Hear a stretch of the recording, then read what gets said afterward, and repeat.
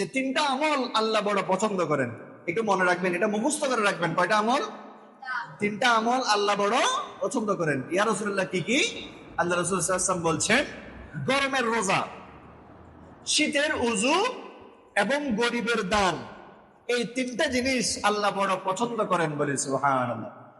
কেন? কারণ যখন গরমকাল, এই যে গরম পড়তেছে, এখন রোজা রাখতে কষ্ট হবে। মনে রাখবেন, যেই কাজের মধ্যে কষ্ট বেশি ওই কাজের মধ্যে সওয়াবও বেশি। সুবহানাল্লাহ। গরমের রোজা আল্লাহ বড় পছন্দ করেন। এরপরে শীতের ওযু, শীতকালে ঠান্ডা, আপনার প্রচন্ড ঠান্ডা, পানি ধরতেই ভয় লাগে, ওই সময় যদি আপনি ওযু করেন, ওই ওযুর মধ্যে সওয়াব বেশি। একটা সওয়াব ওযুর জন্য, আর একটা সওয়াব হচ্ছে কষ্টের জন্য। গরমের রোজাতে একটা সওয়াব রোজার জন্য, আর একটা সওয়াব কষ্টের জন্য। এরপর গরিবের দান, কারণ গরিব মানুষ, তার দেওয়ার মতো কিছু নাই, দান করবে কোত্থেকে? তার দান করতে কষ্ট হয়। সেজন্য আল্লাহ রাসূল সাল্লাল্লাহু আলাইহি ওয়াসাল্লাম বলছেন, বান্দা দান করলে যে একটা সওয়াব, আর গরিব মানুষ দান করার মতো টাকা পয়সা নাই, দান করার মতো সম্পদ নাই, তারপরে দান করতেছে।